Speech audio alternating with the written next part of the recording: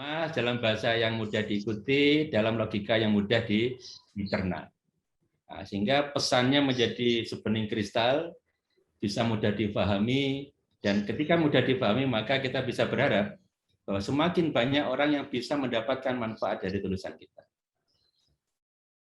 Nah, mudah-mudahan hari ini Bapak kita mencoba memperbincangkan hal-hal ini bersama fasilitator Bang Hamid Basyaib yang sudah kenyang makan asam garam lah di penulisan non fiksi di banyak outlet mulai buku sampai dengan media massa, dan saya yakin kita mudah-mudahan bisa ikut terlibat dalam perbincangan ini dengan pertanyaan dengan perspektif yang insya Allah akan memperkaya, memperjauh horizon kita.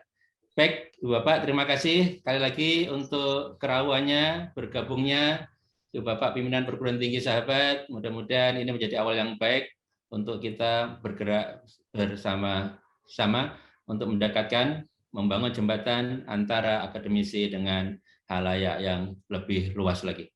Terima kasih. Wassalamualaikum warahmatullahi wabarakatuh. Waalaikumsalam. Waalaikumsalam warahmatullahi wabarakatuh. Terima kasih Profesor Fathul Wahid ST MSc PhD, Ketua Aptisi Wilayah 5 Daerah Istimewa Yogyakarta atas pengantar yang diberikan. Menarik sekali, pada prinsipnya sebenarnya tulisan itu tidak hanya tulisan populer ya, seperti tadi yang disampaikan oleh Pak Fathul, yang harus lezat dinikmati itu semua tulisan sebenarnya termasuk tulisan jurnal.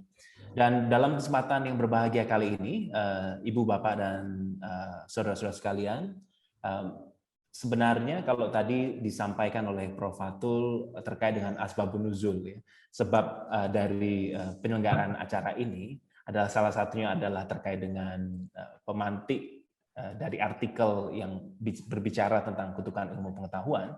Kita selama ini mendapati bahwa di Indonesia khususnya perguruan tinggi sebenarnya didorong untuk mencurahkan tenaganya menerbitkan tulisan-tulisan di jurnal internasional bereputasi.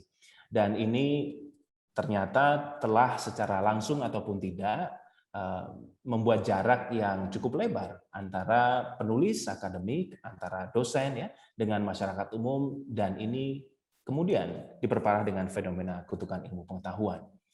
Kita akan berbincang lebih dalam terkait dengan hal ini dengan fasilitator kita yang akan saya perkenalkan secara resmi kepada Ibu Bapak sekalian. Bang Hamid Basyaib adalah alumnus Fakultas Hukum Universitas Islam Indonesia. Beliau adalah penulis, pembicara publik, dan peneliti masalah-masalah sosial, budaya, sains, dan politik. Kolom-kolomnya tersebar di sejumlah koran dan majalah nasional, selain di beberapa buku antologi. Ia juga telah menulis, menerjemahkan, dan menyunting sekitar 50 buku di bidang politik, agama, hubungan internasional, novel, dan juga biografi. Ia pernah bekerja di sejumlah lembaga penelitian, media massa, dan membentuk beberapa lembaga riset dan media, selain mendirikan perusahaan penerbitan buku bernama Alfabet. Sepanjang 2015 hingga 2020, ia menjadi komisaris utama PT Balai Pustaka, dan saat ini ia menjadi penulis freelance, serta menaruh perhatian besar pada perkembangan sains dan teknologi beserta dampak-dampak sosial budayanya.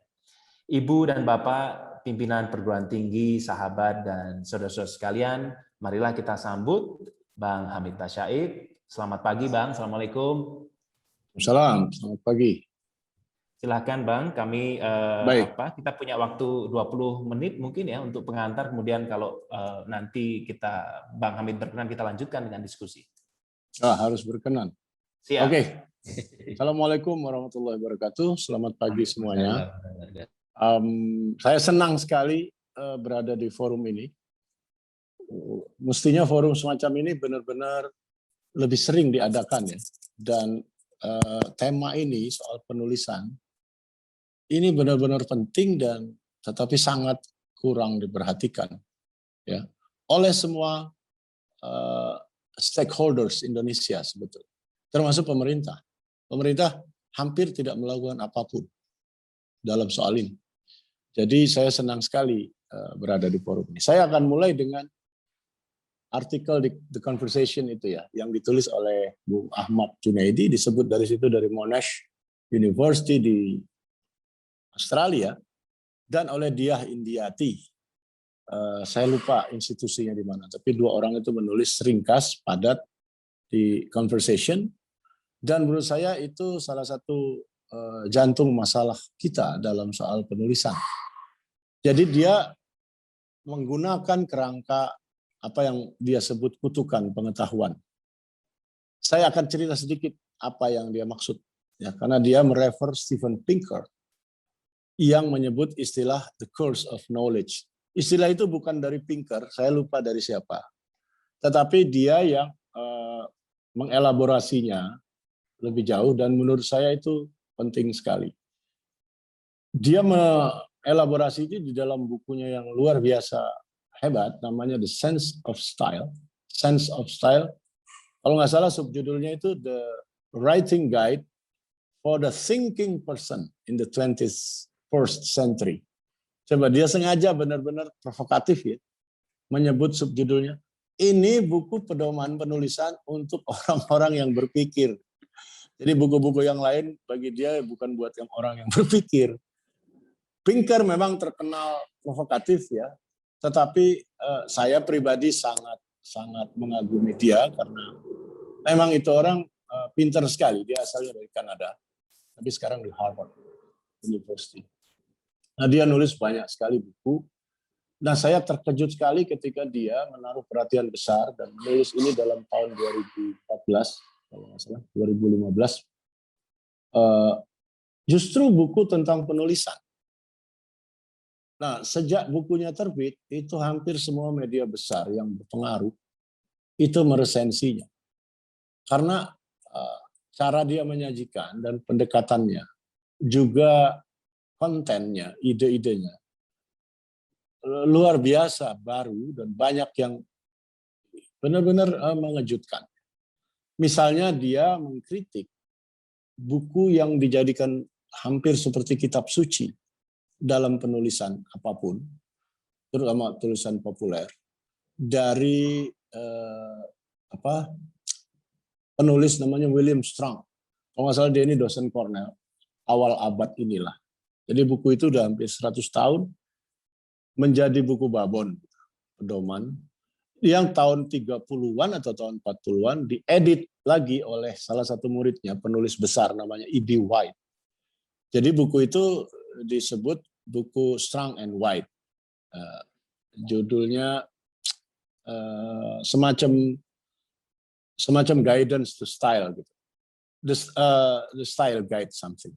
Bukunya kecil saja, saya udah lama sekali punya itu. Nah, itu oleh Pinker ya dia sambil dia puji seperlunya, tapi dia bilang sayang sekali Strunk dan White juga ini tidak mengerti linguistik. Pinker memang juga mendalami linguistik ya. Pendeknya buku babon semacam itu oleh dia dikecilkan saja gitu, tapi dengan tidak menghina, tetapi dia mengemukakan dasar-dasar pikiran. Nah, jadi secara singkat buku Pinker ini bagus sekali. Nah, dia menyebut salah satu babnya tentang the curse of knowledge. Apa itu the curse of knowledge? Dia merumuskannya. Saya rasa ini dari konsep George Miller ya, koleganya di Harvard. Bukan istilah dia. Jadi elaborasinya juga dia bilang curse of knowledge itu ketidakmampuan orang, dalam hal ini ilmuwan ya, untuk merasakan ketidaktahuan tentang sesuatu yang kita ketahui. Ya, menarik ya rumusannya. Jadi curse of knowledge itu adalah ketidakmampuan untuk merasakan hal-hal yang saya ketahui, untuk merasakan hal-hal yang tidak dia diketahui oleh orang lain tentang hal yang saya ketahui.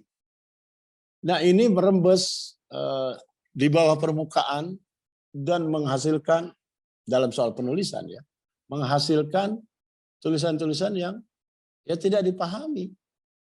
karena ketidakmampuan tadi, si penulisnya maksudnya nulis semaunya saja.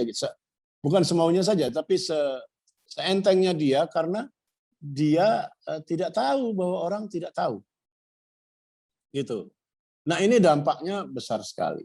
Dan dia memberi contoh-contoh yang banyak. Dan salah satu contoh yang mengesankan bagi saya adalah tulisannya Fredric Jameson dan Judith Butler. Dia kutip ini. Judith Butler itu ya termasuk pelopor atau ia ahli studi feminis yang sangat terkenal. Dan Fredric Jameson adalah salah satu nabi lah cultural studies yang di Indonesia juga banyak penggemarnya. Dikit-dikit orang di sini nyebut Jameson gitu. Ternyata si Fredric Jameson ini tulisannya buruk sekali. Dibuktikan oleh Steven Pinker, dikutip cukup panjang. Habis itu dikuliti Fredric Jameson. Jadi saya agak kaget sekaligus senang. Nah, Fredric Jameson ini juga tahun 96 bikin skandal besar, yaitu dengan menerima satu tulisan oleh Alan Sokal, seorang fisikawan dari Universitas New York, yang mengirim tulisan ke jurnal Social Context namanya, yang dipimpin oleh Fredric Jameson di Universitas Duke. Yang besar itu, Duke University itu termasuk besar.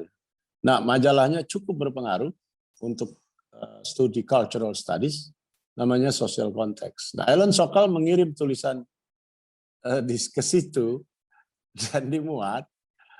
Dan tidak lama kemudian Alan Sokal ngomong di majalah Lingua Franca, mengaku bahwa itu tulisan hoax. Tulisan hoax maksudnya dia ngaco-ngaco aja. Dia karang-karang aja. Diterima oleh satu media yang prestisius begitu. Alan Sokal hanya mau menunjukkan bahwa itu yang ditekuni oleh Fredric Jameson dan gengnya itu omong kosong semua. Dia buktikan, dia nunjukkan bahwa teori-teori fisika tertentu, karena dia fisikawan, itu kata dia di dalam tulisan itu cocok dengan paradigma dasar atau kerangka berpikir utama apa yang disebut cultural studies. Jadi judulnya itu lupa saya, tapi panjang dan lucu akhirnya setelah kita tahu bahwa itu hoax. Nah, Alan Sokal dengan itu berhasil membuktikan bahwa itu redaktur-redaktur di jurnal-jurnal kayak gitu itu nggak selamanya benar kerjanya. Ini ngawur saya. Saya bohongin dengan gampang sekali. Saya bohongin mentah-mentah, dimuat tulisan saya. Nah, jadi Fredric Jameson dan kawan-kawannya, saya nggak tahu bagaimana selanjutnya, tapi udah pasti kita duga dia sangat malu ya. Bahwa ternyata anggapannya Alan Sokal itu terbukti bahwa Alan Sokal itu menuduh orang-orang kayak gitu itu bukan berilmu gitu ya, tetapi berideologi. Tulisan apa aja kalau cocok dengan ideologi dia, dalam hal ini ideologi agak Marxian, cultural studies itu akarnya dari Marxisme, itu diterima saja, dianggap benar saja, kata si Alan Sokal. Padahal dalam sains itu nggak ada hubungan apapun dengan ideologi. Ada sains ya sains, benar-benar salah-salah, simple as that gitu. Nah, dia berhasil membuktikan. Nah, kembali Fredric Jameson ini diulas tulisannya oleh Steven Pinker atas 1-2 paragraf yang cukup panjang, dan memang benar-benar kabur apa yang dia katakan. Nah, itulah bagi Steven Pinker contoh the course of knowledge. Si Jameson ini enak aja ngomong, merumuskan sesuatu dengan sekena dia, sesuai dengan tingkat pengetahuan dia, dan tidak mikirin pembacanya. Kira-kira gitu pesannya. Nah, jadi dengan batasan itu semakin jelas ya, apakah itu terjadi di tempat lain, misalnya di negeri kita. Oh, sudah pasti. Setiap hari kita bisa baca. Entah ilmu apa, tulisan di jurnal, tadi sudah disinggung, entah di koran setiap hari itu orang menulis dengan sebegitu kaburnya. Nama-nama besar. Saya ini mengamati ini dari dulu ya. udah hampir 30 tahun. Kenapa? Karena saya pernah jadi redaktur opini di sebuah koran, Republika. Jadi saya tahu betul itu. Orang-orang yang namanya besar, muncul di TV lah, pendapatnya dikutip. Itu nggak bisa nulis. Tulisannya kalang kabut, jungkir balik, nggak karuan, nggak bisa dipahami. Bikin kalimat aja nggak duduk, kalimatnya goyang-goyang. Bikin paragraf nggak komplit, dan seterusnya. Banyak, bukan semua, tetapi banyak. Nah, dari situ saya lama sekali mikirin ini bagaimana caranya. Nah, itu terjadi sampai hari ini, termasuk di koran-koran besar seperti Kompas. Kalau Anda baca itu halaman opininya apa benar-benar clear itu. Baca aja. Banyak sekali pernyataan-pernyataan atau formulasi ide dari penulis halaman 4. Sekarang halaman 6 ya. Sekarang halaman 6 Kompas itu walaupun sekarang saya sekian tahun udah nggak baca lagi karena bosan dan jengkel, sebenarnya bermasalah. Makanya saya pernah bilang, itu hampir 15 tahun yang lalu saya bilang kepada redaktur senior Kompas, ini kita untuk keperluan pendidikan ya, jadi saya ngomong apa ada aja nih, saya nggak nutup-nutupi Kompas, majalah Tempo, apa segala macam kita sebut dengan gampang. Nah, saya sebut kepada redaktur senior Kompas waktu itu, saya bilang, Bung, koran Anda itu nggak untuk halaman opininya nggak ada redakturnya ya? Oh ya, kenapa? Saya rasa itu kalau orang ngirim tulisan itu yang ngurusnya satpam, dia langsung paham arti. Tapi teman saya ini besar jiwa dan dia sama sekali tidak defensif. Benar, Bung, kata dia. Anda ngomong aja Bapak Yakob Utama. Kenapa? Kalau Anda yang ngomong mungkin didengar, kalau kami sudah bosan ngomong bahwa itu harus diurus gitu, halaman opininya Kompas itu. Tapi nggak pernah didengerin. Anda dong, tolong ngomong.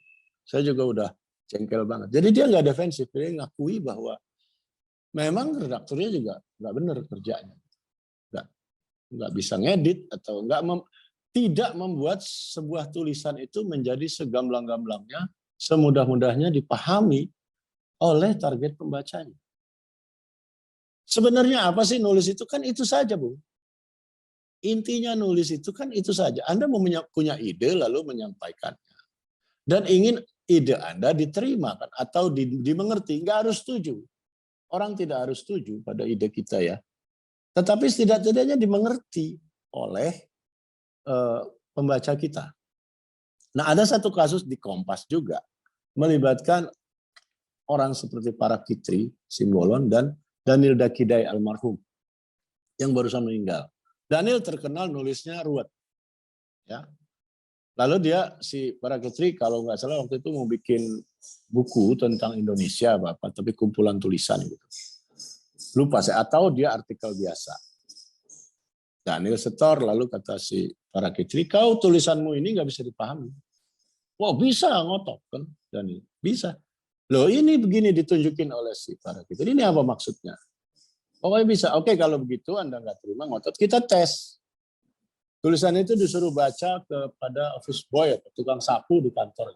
Lagi lewat dipanggil. Mau baca sebentar, ngerti nggak? Nggak ngerti. Orang itu nggak ngerti. Kata sebentar itu, terbukti kan? Saya aja kurang paham kok. Apalagi orang awam, ini salah satu representasi. Jadi Anda harus koreksi ini tulisan ini, direvisi supaya bisa dimengerti. As simple as that. Ya udah dengan ngegrundel gitu, Pak Daniel almarhum memperbaikinya, lalu rupanya kemudian dimuat. Nah, jadi itu contoh-contoh yang menunjukkan nama-nama besar, gelar besar-besar, itu belum tentu bisa nulis gamblang. Nah, kembali ke buku Steven Pinker, dia kemudian menawarkan model tulisan klasik saja gitu. Ada beberapa genre penulisannya. Dia bilang model klasik ini untuk sains, untuk ilmuwan, ini yang paling tepat. Sesederhana mungkin, dipaparkan proposisinya masalahnya apa, lalu dikemukakan ide-ide alternatif untuk membenarkan atau membantah fenomena yang sedang dia tulis itu. Sesimpel itu.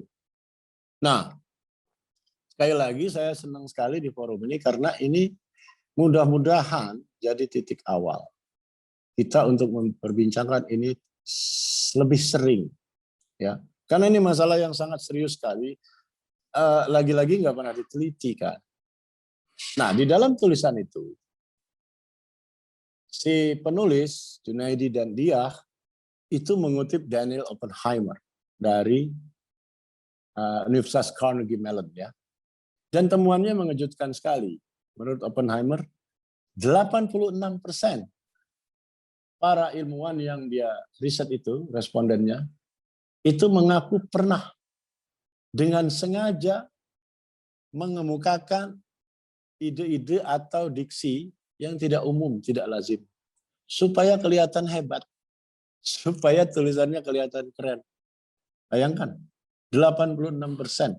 Dan itu di Amerika, Bu. Kalau di sini saya nggak tahu, karena di sini apa-apa nggak ada ya, karena ya nggak pernah terjadi sesuatu di sini karena nggak pernah diteliti. Nah, mudah-mudahan kita juga bisa meneliti kayak gini. Tadi yang disebut Prof. Fatul tadi di awal kan bagus sekali itu, bahwa orang menulis pendahuluan tuh 24% dari waktunya, lalu rewriting, itu inti penulisan memang rewriting, bukan writing. Itu sampai 10 kali, itu cara yang benar. Kata novelis Stephen King, inti menulis bukanlah writing, tetapi rewriting. Tulis ulang, revisi berat, barulah sebuah tulisan itu jadi. Nah, saya punya 1-2 teman yang jauh lebih gila, bisa 25-30 kali dia menulis. Jadi memang ini kerja berat, Bung. Saya bukan nakut-nakutin, tapi ini soal serius. Nah, harus juga ada riset tentang hubungan kemajuan suatu bangsa dengan bagusnya tulisan-tulisan yang bermutu yang beredar di negeri itu. Saya yakin sekali ada korelasinya. Tapi lagi-lagi nggak pernah diteliti kan. Memang tidak mudah untuk meneliti aspek ini. Tetapi yang saya mau tekankan adalah betapa pentingnya menulis jelas dan gamblang. Karena ide ada seperti apapun tidak akan ada gunanya kalau nggak dipahami orang lain. Saya dalam hal ini selalu teringat Richard Feynman dan Albert Einstein.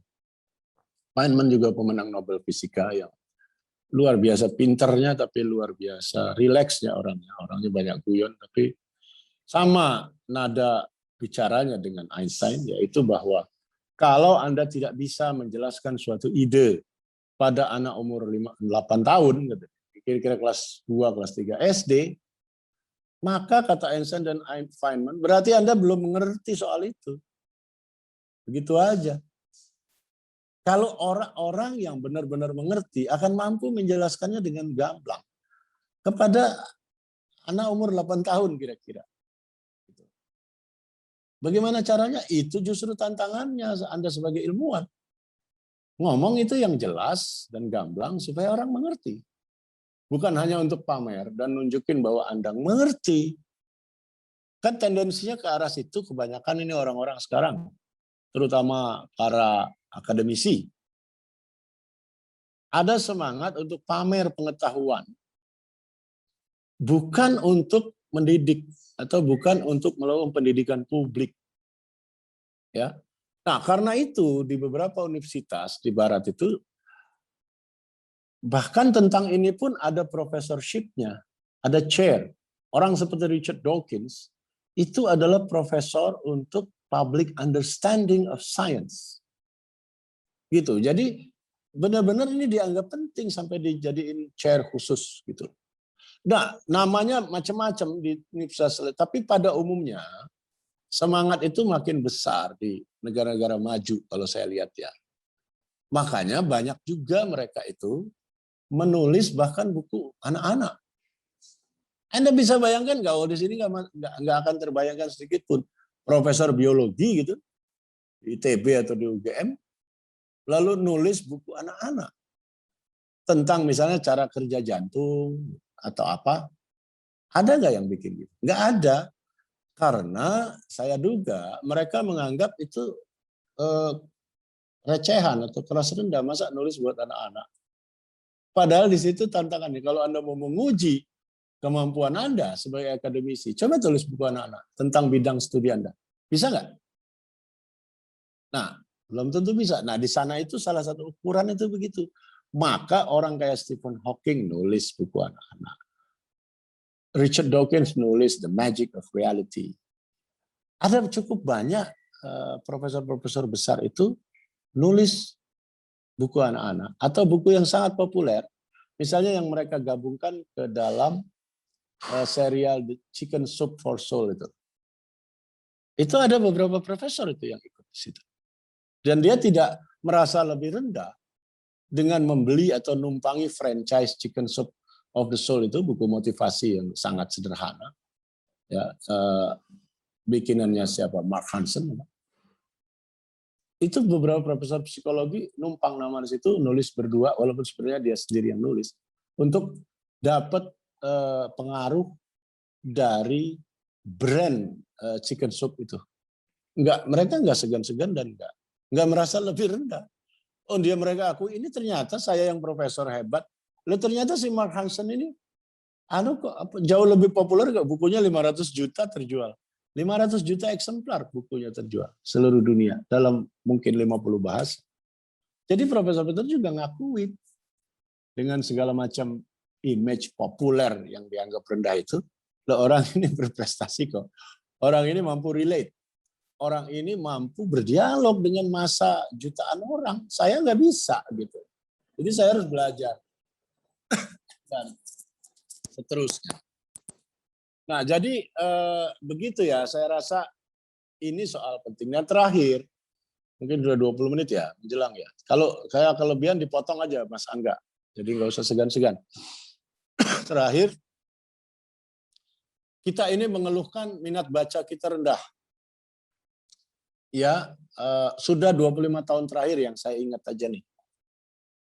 Hampir tiap orang ngomong minat baca kita rendah, orang kita nggak baca, dan seterusnya. Di dalam salah satu studi terbaru, bukan studi, pemeringkatan oleh lembaga internasional, kita menempati urutan ke-61. Hanya satu strip di atas Zimbabwe atau Somalia. Intinya minat baca kita rendah. Dan itu satu, tidak pernah diuji. Benarkah demikian? Kedua, tidak pernah pemerintah misalnya melakukan upaya apapun untuk mengatasi masalah ini, jika ini dianggap masalah. Apakah kita pernah mendengar program pemerintah untuk misalnya meningkatkan minat baca? Hampir nggak ada. Tidak berarti sama sekali. Bisa dibilang nggak ada. Nol. Nah, kata orang Jogja, nol putul. Nol pun putul. Dipotong. Nah, tetapi yang bisa dipertanyakan lebih mendasar adalah kenapa begitu? Saya mulai curiga sekarang. Karena itu saya baru-baru ini nulis sedikit. Jangan-jangan penulis buku kita, memang nulisnya jelek sekali. Sehingga anak-anak itu tidak suka membacanya. Atau anak-anak, orang dewasa juga. Ya kan? Coba dipikirin dari jurusan lain gitu. Maksud saya, ini belum tentu benar. Tetapi sebagai satu pembandingan pemikiran, itu pertanyaan ini layak diajukan menurut saya. Apakah bukan karena faktor itu, faktor kualitas tulisan-tulisan penulis kita yang buruk, sehingga orang-orang kita itu malas baca? Ya, karena saya selalu terkesan dengan pengalaman pribadi ketika beberapa tahun lalu melihat satu pameran dan penjualan buku Bad Wolf Book namanya dari Malaysia. Itu tahun pertama yang saya lihat, itu 5-6 tahun lalu kali ya. Mungkin lebih, di Serpong. Itu saya lihat sendiri Pak, bagaimana orang membayar sampai jam 3 subuh. Kemudian tahun depannya dibuat kalau nggak salah 24 jam itu pameran buku. Karena animo masyarakat yang luar biasa besarnya. Saya lihat waktu itu ada 30 loket pembayaran dan semuanya penuh. Orang ngantri bisa sampai 50 meter di satu jalur, 30 tuh ya. Saya tuh beli waktu itu cuma beberapa ratus ribu, saya ingat. beli bukunya, biografinya Salman Rushdie, ya. Terus ya sedikit lah saya beli. Itu ibu-ibu di belakang saya belanjanya bisa 8 juta. Padahal bukunya didiskon 50% sampai 70%. Anda bisa bayangin kalau belanja 8 juta, 10 juta, berapa banyak mereka beli buku dengan harga buku yang murah sekali. Bertroli-troli mereka. Dan semuanya buku berbahasa Inggris. Orang Indonesia semua. Nah, Anda bayangkan berarti mereka ini senang karena buku yang bahasa Inggris itu bagus-bagus, covernya bagus, mereka udah yakin, udah sebelumnya udah baca yang lain. Ini kalau saya beli buku ini mesti bagus kok, apalagi pengarangnya si ini gitu. Yakin mereka sehingga belanja begitu banyaknya, sampai 30 loket itu penuh. Nah sekarang kita kembali bertanya sama diri kita sendiri. Apakah bukan karena tulisan kita jelek, maka orang kita sendiri malas bacanya? Coba mestinya ini jadi pemikiran juga ya. Nah kalau memang betul begitu, apa yang harus dilakukan? Apa yang harus dilakukan oleh dunia perguruan tinggi? Makanya lagi-lagi saya senang sekali kalau Aktisi mengadres isu ini. Oleh pemerintah, kita bisa bikin usulan-usulan yang lebih konkret pada pemerintah misalnya. Misalnya pemerintah ngadain dong workshop penulisan yang serius. Belum pernah juga Kemendikbud itu mengadakan ini kan, workshop penulisan yang secara besar-besaran dan reguler gitu. Ya. Yang kedua saya pernah ngomong sama Profesor Fatul itu berapa bulan lalu, supaya UII dalam hal ini mungkin bisa ditularkan nanti ke semua universitas lain, membuat writing center. Kita nggak pernah punya, kampus di Indonesia nggak pernah ada. Writing center ada, tapi saya nggak dengar lah ya. Writing center itulah tempat untuk melatih orang, mengoreksi, membuat coaching gitu, kayak klinik penulisan, buat para misalnya mahasiswa yang menulis skripsi. Kan mahasiswa nulis skripsi kita digelundungin aja, nggak pernah diajarin. Dikasih pengajaran formal 1 semester metodologi penelitian sosial gitu. Habis itu pas waktunya nulis skripsi ya nulis aja. Bimbing sekedarnya. Dan kenapa? Ya memang ini saya rasa dosen-dosennya juga tidak mengerti cara penulisan. Cuman karena tuntutan administratif kampus, mereka harus membimbing sekian mahasiswa 1 semester bisa 6-7 orang nulis skripsi. Dia bimbing lah. Dia sendiri sebetulnya kurang paham penulisan dan mungkin dia sendiri hampir nggak pernah nulis. Selain dulu 25 tahun lalu ketika dia juga nulis skripsi dibimbing oleh dosen yang juga kurang paham. Akhirnya lingkaran setan itu terbentuk tanpa putus. Dan itu yang terjadi menurut saya. Mungkin saya terlalu keras, tetapi mungkin juga karena saya jengkel karena udah puluhan tahun masalah ini tidak juga dicoba diatasi dengan serius. Nah, jadi saya rasa itu aja. Terakhir sekali, UI itu bukan karena alma mater saya biasanya ngeritik UI. Tetapi dalam hal ini saya harus puji. Dulu kami sebagai mahasiswa ikut memperjuangkan kepada rektorat supaya mahasiswa yang nulis di koran itu dikasih insentif. Dan itu waktu itu staf Purek 3-nya Pak Mahfud, Menko Polhukam ya sekarang. Itu dia dengan cepat mengakomodasi ide itu dan bagus sekali. Dan saya dengar dari Pak Rektor sampai hari ini itu dipertahankan bahkan diperluas ya. Untuk jurnal ilmiah sekian insentif dari kampus, untuk koran lokal sekian. Dulu juga ada koran lokal dan koran nasional.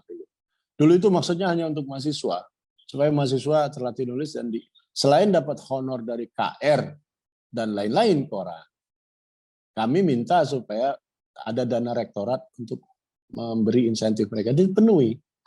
Sehingga misalnya dapat dari KR itu 150.000 atau 200.000, dapat dari kampus sebesar itu juga, jadi match gitu. Atau mungkin lebih besar atau soal angkanya bisa diatur. Tapi itu berjalan dan menurut Pak Rektor Fatul Wahid itu masih berjalan, makan diperinci. Itu bagus sekali. Nah, apalagi itu salah satu upaya ya. Apalagi mungkin dilihat dari hulunya, yaitu kemampuan menulis. Menulis ini kan bukan seperti ngomong. Ya, lagi-lagi ini banyak sekali orang salah paham. Kalau orang bisa ngomong, otomatis bisa nulis juga. Karena sama-sama artinya mengeluarkan pikiran kan. Ya beda sekali. Nulis Anda nggak berhadapan dengan komunikan. Orang yang Anda address itu entah di Kulon Progo, entah di Medan. Kalau ngomong kan di depan gini langsung, dan juga kalau ada yang salah segera bisa dikoreksi atau diminta klarifikasi. Kalau nulis sekali Anda turunkan tulisan itu udah nggak bisa dia apain. Karena itu benar-benar harus hati-hati, harus jelas banget. Saya rasa itu sebagai pengantar ya. Baik Bang Hamid. Mudah-mudahan waktunya pas. Terima kasih. Terima kasih Bang Hamid. Ya, 20 menit paparan yang memantik kita berpikir lebih dalam, Ibu Bapak dan teman-teman yang berbahagia. Tadi beberapa hal yang banyak sekali, begitu bernas, tetapi beberapa hal yang saya lihat ini juga banyak otokritik bagi kita semua. Secara umum sistem pendidikan tinggi maupun sistem pendidikan nasional kita, serta bagaimana kemudian kita di perguruan tinggi dituntut untuk bisa menulis dengan jelas dan gamblang begitu. Sementara di sisi lain juga mungkin tidak bisa kita pungkiri ada godaan pamer pengetahuan. Alih-alih kemudian kita bertanggung jawab secara moral untuk mendidik publik, masyarakat dengan tulisan kita, tapi justru tulisan yang kita produksi adalah tulisan dengan gaya bahasa, gaya selingkung yang mungkin tidak selalu mudah dipahami. Bang Hamid, sebelum kita masuk ke diskusi, tadi saya tertarik untuk bisa sedikit ya merespons terkait dengan writing center. Tadi disampaikan ini memang saya pikir satu hal yang memang kita butuhkan Bang Hamid. Di UI sendiri, tadi disampaikan juga secara tertulis oleh Pak Rektor, kita juga sedang belajar untuk bisa mengembangkan itu. Kita punya UI Learning Center. Jadi kita mahasiswa kita bimbing untuk bisa menulis dengan baik begitu, tidak sekadar asal jadi gitu. Tapi tentu perlu proses dan juga tahapan-tahapan agar ini bisa semakin sempurna ya, artinya bisa semakin baik tulisan mahasiswa. Dan UI Learning Center sendiri baru berdiri sekitar mungkin 1 hingga 2 tahun terakhir, Bang Hamid. Dan satu sisi ini saya jadi punya pertanyaan dulu, satu pertanyaan untuk Bang Hamid. Tadi disampaikan bahwa memang ada godaan lah kalau saya boleh sebut itu Bang, bahwa menjadi seorang peneliti atau menjadi seorang penulis, apalagi dalam konteks perguruan tinggi, otokritik bagi kita adalah ada situasi di mana kita merasa apa yang kita ketahui itu harus disampaikan dengan gaya bahasa yang menurut kita suka, bukan bisa dipahami oleh publik. Bang Hamid, kira-kira kalau tadi sudah disampaikan bahwa pemerintah mesti membuat workshop penulisan, kemudian universitas perlu membuat writing center. Kalau dari level individu, Bang Hamid, kira-kira apa sih yang bisa kita lakukan? Setidaknya saya nih sebagai pengajar di hubungan internasional, apa sih yang bisa kami lakukan untuk kita tidak tergoda pada pamer pengetahuan tadi dan bisa berkhidmat fokus dalam menulis untuk memang betul-betul kita ingin menyampaikan pesan dan juga pendidikan kepada publik? Ya, itu pertama ditanyain aja pada diri sendiri, buat apa sebenarnya pamer-pamer ini sih? Kok kurang percaya diri bahwa Anda itu jadi dosen di satu perguruan tinggi, itu aja kan sudah jelas social recognition namanya kan? Pengakuan sosial, pengakuan akademis, bahwa Anda itu orang pinter. Simpelnya kan begitu. Lalu buat apa lagi ditunjuk-tunjukin, dipamer-pamerin terus-menerus, apalagi kepada orang awam gitu. Kan target pembaca Anda orang awam ya sebetulnya kalau Anda nulis di media umum, media populer. Buat apa? Di jurnal juga begitu. Sebenarnya, Bung ya, betul kata Pak Fatul tadi. Nggak ada bedanya itu. Kok dipilah-pilah secara tajam, nulis ilmiah populer apa di jurnal. Itu dikotomi atau klasifikasi semacam itu sudah kuno, sudah hampir sebenarnya nggak layak lagi dipertahankan. terutama di negara maju ya, lagi-lagi ya. Gini, kalau Anda lihat media-media populer di negara maju itu, ya, itu isinya akademisi semua, bukan wartawan biasa seperti yang kita kenal di sini. Itu tahun 2003 saya menulis khusus tentang itu. Karena berdasarkan pengalaman saya sebagai mahasiswa dulu, saya suka diminta Pak Amin Rais gitu untuk nemenin wartawan asing. Jadi saya itu ketemu namanya Awan O'Hara, namanya Michael Vatikiotis.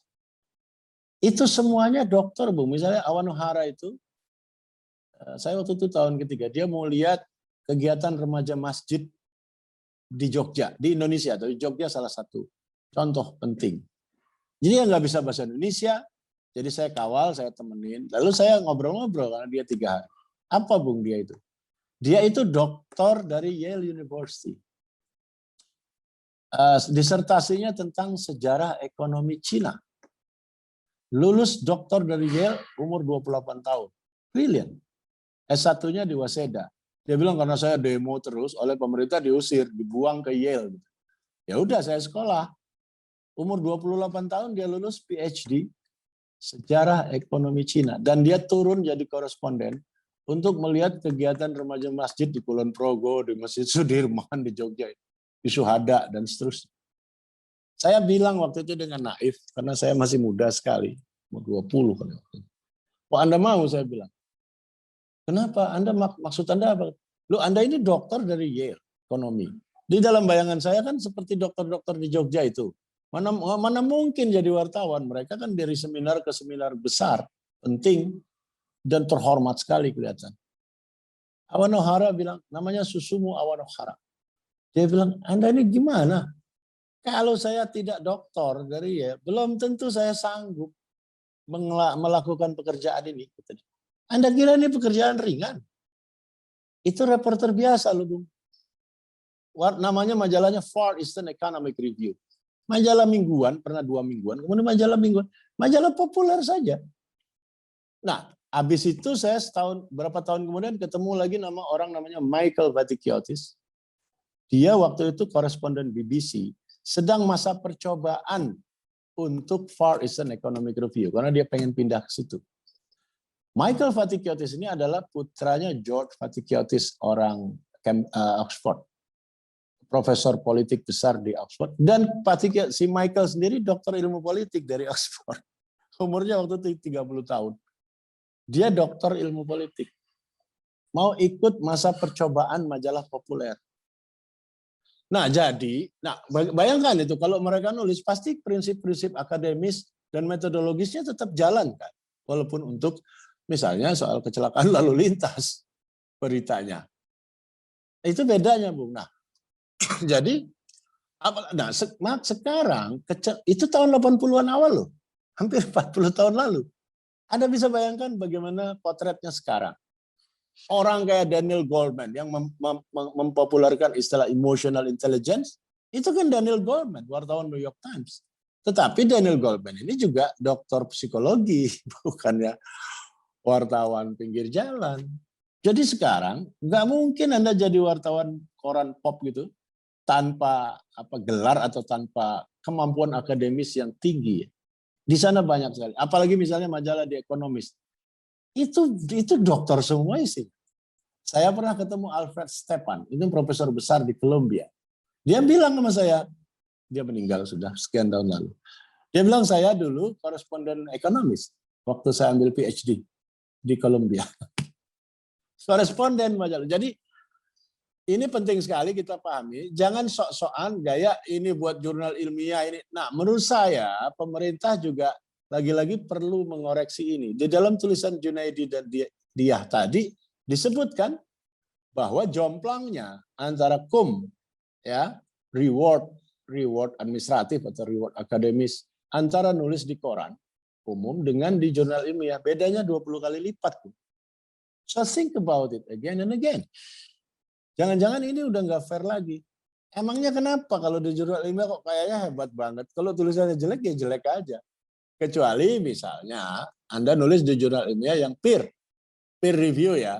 peer review oke lah. Tapi saya kira kejomplangan 20 kali lipat itu sulit diterima. Ya, ini juga Aptisi mungkin bisa muncul dengan ide baru. Nggak fair nih gitu loh. Nulis di koran kok jadi 20 kali lipat. Kalau di jurnal kok 20 kali lipat. Apalagi kita bisa lihat lagi jurnalnya kan. Kan banyak sekali jurnal bodong. Apalagi dengan internet kayak gini kan banyak sekali skandal tuh. Iya memang kalau di Scopus oke. Siapa tuh yang dianu lagi sekarang meja Pak. Tapi yang lain-lain kan bodong. Tetapi Anda bayangin, Anda nulis jelek di situ, mungkin bayar, ya lalu dapat pun 20 kali lipat dari koran. Nah, jadi kembali ke soal individu tadi, ya tanya aja sama diri sendiri, buat apa ini nulis? Gitu. Mau nyampaikan ide apa mau pamer? Sesimpel itu sebetulnya. Nah, menurut saya masalahnya itu terutama bukan itu. Masalah utama adalah bagi para dosen dan para ilmuwan itu, how to present your ideas dengan simpel, dengan gamblang. Itu yang ditawarkan oleh Steven Pinker dengan gaya klasik. Nah, Anda pelajari saja itu gaya klasik itu seperti apa. Saya sendiri sekalian promosi ini, saya bukan kelas penulisan, tapi lagi stop sekarang. Dan di situ ada semua, everything about writing, saya tuangkan di situ, dan saya nggak beda-bedakan antara jurnal ilmiah lah, populer lah. Sebetulnya bedanya apa sih? Udah puluhan tahun ini pembagian ini dipertahankan. Coba Anda tanya lagi diri sendiri. Sebetulnya bedanya apa? Dan di mana letak bedanya? Kan otak mikirnya satu juga, Bung. Otak kita untuk mikir ini kan satu. Di sini-sini juga Anda mikir akuntansi atau fisika atau agama. Otak mikirnya satu aja. Jadi menurut saya tidak terlalu perlu pembagian-pembagian itu, apalagi secara praktis. Pembagian teoritik barangkali ada gunanya untuk keperluan pemahaman. Ya, tetapi pembagian praktis nggak terlalu perlu sebetulnya. Itulah kira-kira. Terima kasih, Bang Hamid. Jadi kita bertanya pada diri kita sendiri, apakah memang tulisan yang kita buat itu berkhidmat untuk mendidik masyarakat. Bang Hamid, tadi disampaikan. Bahasa orang Bantulnya, jan-jande ngopo, aku ki nulis itu loh. Jan-jane aku ki ngopo nulis ini. Gitu aja nanyanya. Mau mamer-mamerin pengetahuan saya atau mau membuat publik lebih paham sedikit saja. Nggak usah muluk-muluk. Sedikit saja lebih paham tentang isu yang saya address. Gitu saja. Oke, Bang Hamid, menarik ini. Sambil kita menunggu Ibu Bapak dan teman-teman yang berbahagia, kalau ada yang sudah punya pertanyaan atau mungkin pendapat, bisa diutarakan, bisa dengan raise hand, atau juga dengan chatbox, nanti saya bantu bacakan pada kesempatan kali ini. Sambil saya menunggu Bang Hamid, tadi disampaikan nih sebenarnya masalah utamanya bukan soal pamer atau nggak pamer, tapi masalah utamanya adalah soal bagaimana dosen atau peneliti itu bisa mengutarakan gagasannya dengan baik gitu. Nah, apakah ini ada kendala terkait dengan bagaimana struktur sosial kita selama ini melakukan atau menyusun sistem pendidikan yang kemudian membuat kita berpikir mungkin bisa simple begitu, tapi mengutarakan ide itu tidak begitu artikulatif. Sebenarnya akar masalahnya ada di mana kalau kita lihat dari situ tadi, Bang? Saya rasa itu salah satu hal yang pasti. Dari dulu lagi saya amati ini. Jadi pendidikan dasar kita terutama yang aut-autan. Ya. Coba pendidikan dasar kita tuh, murid tidak dirangsang untuk kritis kan. Murid tidak diperkenalkan dengan konsep yang namanya critical thinking. Nah, critical thinking ini bukan berpikir kritis, seperti kadang dipahami oleh beberapa kawan saya. Critical thinking itu satu konsep yang jelas, bukan sekedar berpikir kritis. Seperti orang di TV itu, ngoceh macam-macam gitu. Nah, itu nggak diperkenalkan. Critical thinking itu artinya kemampuan untuk membantah atau membenarkan suatu ide. Bukan sekedar membantah, tapi mengkonfirmasi kebenaran suatu gagasan. Nah, ini kemampuan yang sangat penting dan ini tidak diajari. Banyak sekali urusan kita ini sebenarnya. Jadi memang yang paling mencolok itu pendidikan dasar dan menengah yang tidak terlatih. Misalnya kita kan, saya nggak tahu sekarang, tapi saya rasa perbaikannya terlalu sedikit lah ya. Misalnya filsafat dasarnya sendiri, apa itu sekolah itu misalnya ya. Kan gurunya gengsian, kalau dikritik marah dan seterusnya. Kan saya ngalamin sebagai murid. Apakah itu masih bertahan? Dan saya kira secara umum masih. Kecuali di beberapa sekolah tertentu ya, yang barangkali udah lebih liberal. Liberal itu penting sekali. Makanya namanya liberal arts. Pendidikan yang kita alamin sekarang ini di UI termasuk, itu kan liberal arts namanya. Nah, itu pendidikan itu penting sekali. Jadi melatih, Anda lihat aja misalnya, saya dari dulu merhatikan itu, kalau ada penerimaan Oscar atau Grammy Award ya di TV, penghargaan musik tertinggi di Amerika, Grammy Award atau Oscar. Anda lihat itu bagaimana, let's say orang seperti Michael Jackson, itu SMP aja nggak tamat. Tapi begitu dia pidato penerimaan, nerima hadiah gitu, penghargaan Lifetime Achievement Award, macam-macam, pidatonya kan bagus sekali. Rata-rata artis-artis itu pidatonya bagus. Apalagi menang Oscar yang terakhir kemana, Joaquin Phoenix ya, yang main The Joker, pidatonya luar biasa bagusnya Bu. Seperti pidato ilmuwan besar. Kenapa mereka bisa begitu? Saya duga pendidikan dasarnya beres. Nah, kita kurang beres. Lalu pelajaran mengarang malah dihapus. Zaman saya sekolah ada pelajaran mengarang, walaupun optional ya lebih. Tapi setidaknya, kemudian kan dihapus. Nah itu kan bodoh sekali, itu sangat salah. Bagaimana Anda, saya kan dari SD, dari SMP, itu dilatih terus, how to present your ideas writtenly gitu. Kan, nah, ada satu lagi ketika pelajaran mengarang itu masih ada pun, yang saya alami sampai SMA. Gurunya nggak pernah ngasih tahu caranya nulis. Pokoknya ini jam pelajaran mengarang, karang aja gitu. Maka yang muncul adalah pada suatu hari saya berlibur ke rumah nenek di kampung. Anda tahu, tahun lalu saya menjadi juri penulisan cerita anak di Dewan Kesenian Jakarta. Anda tahu, 80% lah, 70-80%, itu isinya masih sama Bu, ketika saya SD dulu.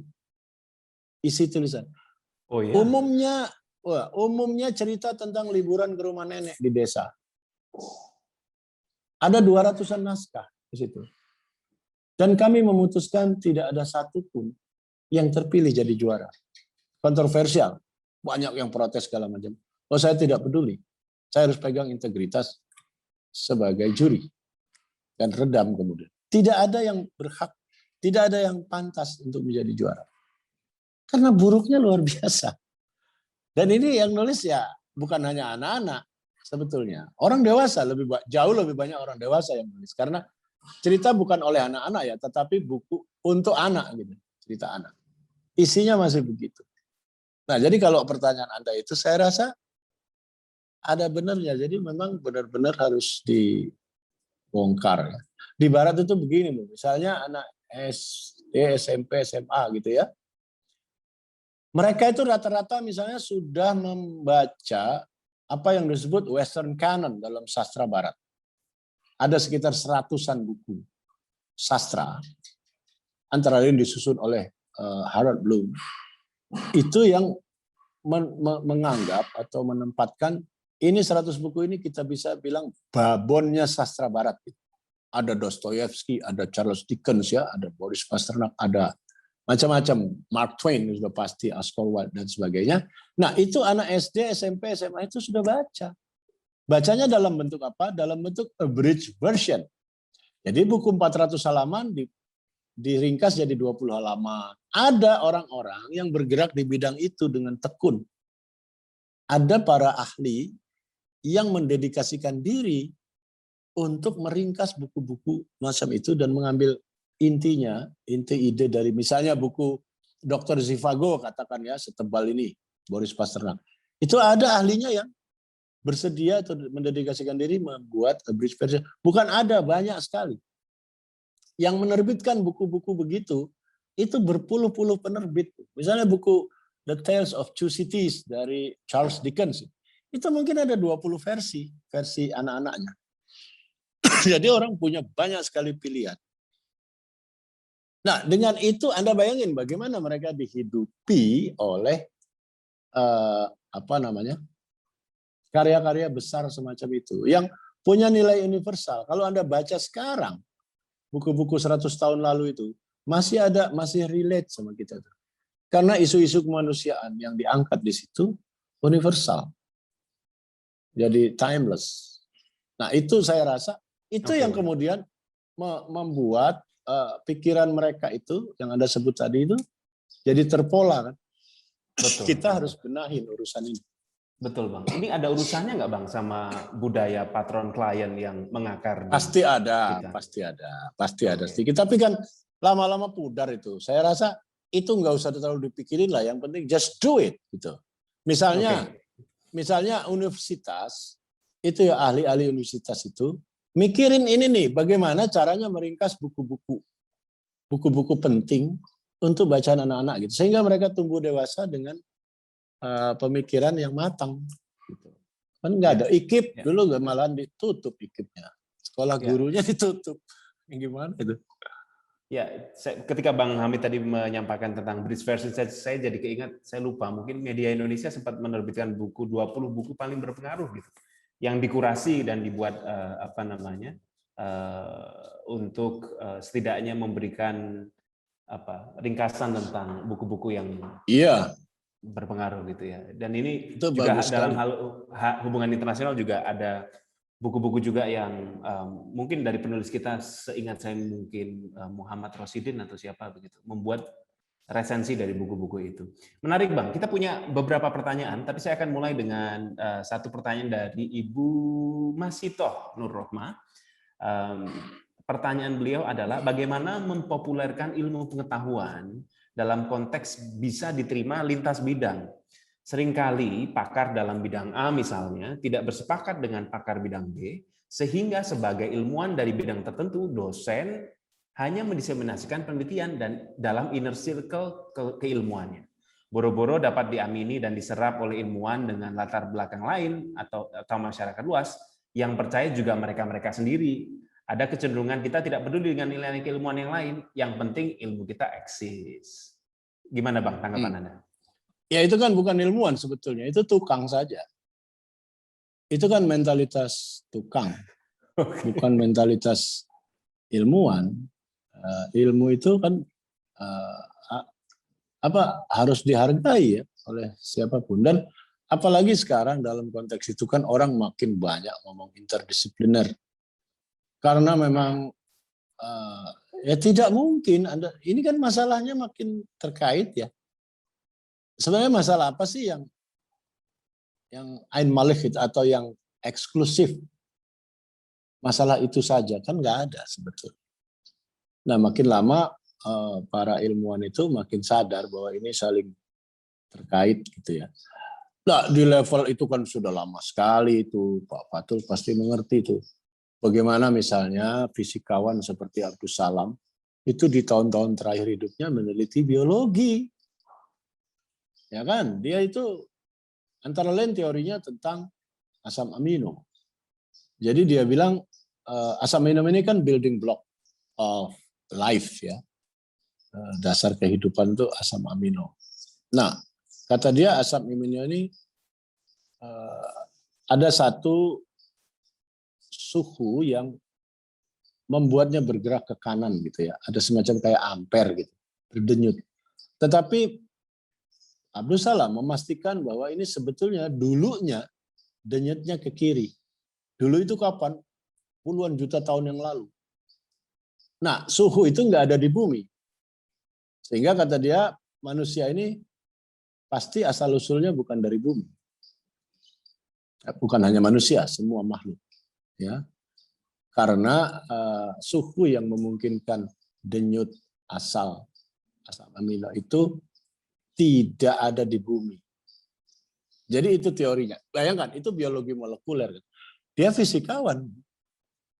Oke, kalau fisika sama matematika kan memang dekat ya. Fisika nggak jalan tuh kalau nggak ada matematikanya kan. Bagaimana ngitung velocity dan sebagainya.